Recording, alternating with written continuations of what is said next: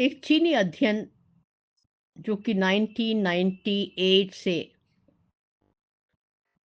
2018 तक चला और 5000 वरिष्ठ नागरिक जो 80 प्लस आयु के थे, उन पर यह स्टडी की गई कि उम्र के साथ भोजन का संतुलन बदलना ही लंबी और स्वस्थ आयु की कुंजी है। इस स्टडी के आधार पर एक सीनियर डॉक्टर होने के नाते, एक सीनियर सिटीजन होने के नाते, जो कि 80 साल के पास जल्दी ही पहुंच जाऊंगे, इस स्टडी के आधार पर मैं 30 गोल्डन टिप्स आप सभी को देना चाहती हूं। ये सिंपल है, प्रैक्टिकल है। लंबी आयु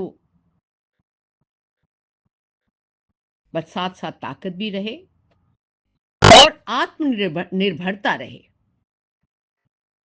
ये प्राइम एम होना चाहिए। इसमें भोजन से रिलेटेड मंत्र है, बड़े मंत्र हैं।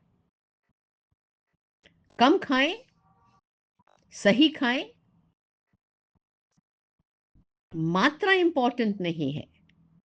याद रखें, आप न्यूट्रिशनल फूड खाएं, गुणवत्ता जरूरी है, कम खाएं। दूसरी चीज, हर दिन पर्याप्त प्रोटीन लें। दाल, दूध, दही, पनीर, और जो नॉन वेजिटेरियन है उनको अंडा और मछली भी जरूर इंक्लूड करें। सिर्फ शाकाहार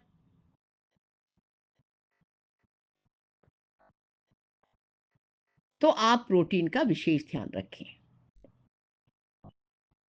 दालों में,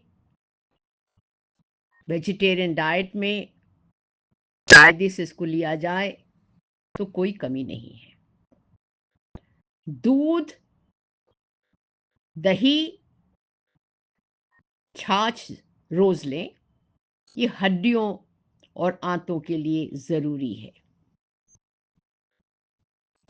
अंडा या मछली यदि आप स्वीकार करते हैं तो सप्ताह में 3-4 बार लेना लाभकारी है।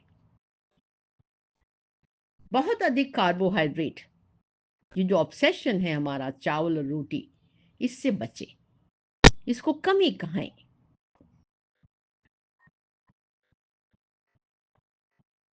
हर भोजन में सब्जी जरूरी हो,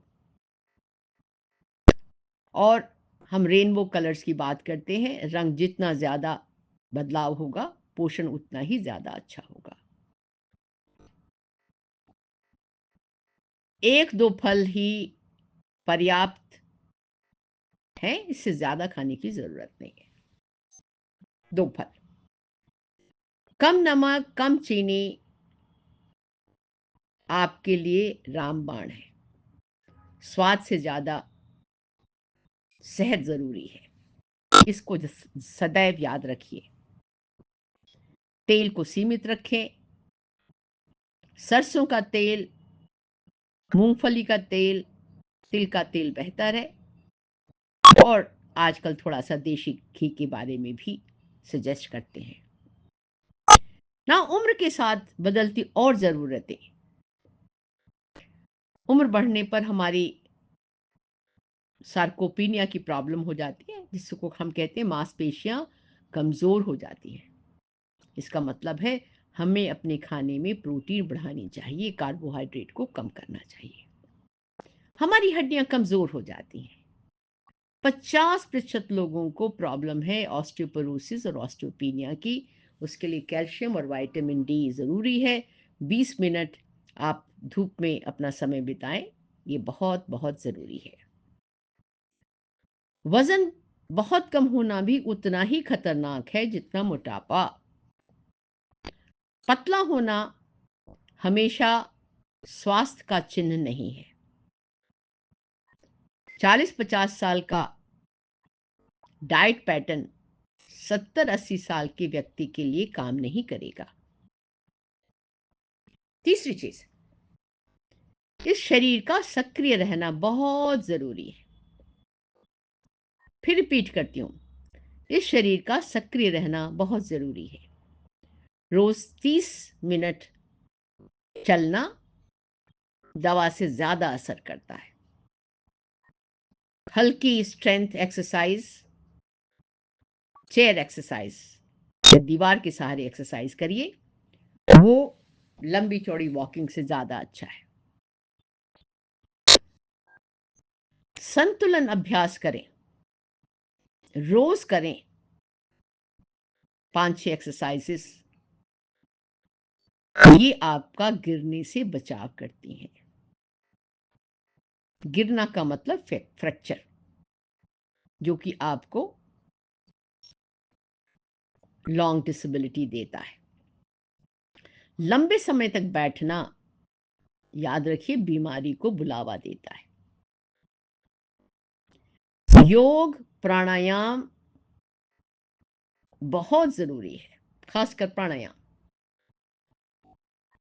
ज्यादातर लोग किस तरह से सांस लेनी चाहिए इसके बारे में भी नहीं जानते।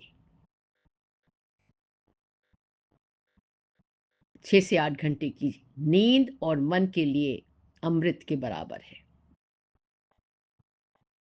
अब चर्चा करेंगे दिमाग और हमारे मन की। रोज कुछ नया सीखें, इससे दिमाग जवान रहता है। अकेलेपन से बचें, परिवार, मित्र, समाज से जुड़े रहें। मोबाइल, टीवी को सीमित रखिए, बातचीत ज्यादा करिए। फिर रिपीट करती हूं, बातचीत ज्यादा करिए। सकारात्मक सोच रामबाण है, सबसे सस्ती दवा है, सबसे पावरफुल दवा है। स्वास्थ्य की, अपने स्वास्थ्य की थोड़ी समझदारी रखनी बहुत जरूरी है। हर साल 2 बार चेकअप कराएं। Blood pressure, sugar, DEXA whole body, आंखों की जांच, कान की जांच बहुत जरूरी है। लेडीज का हीमोग्लोबिन 12 से कम नहीं होना चाहिए। जेंटलमैन का हीमोग्लोबिन 13 से कम नहीं होना चाहिए।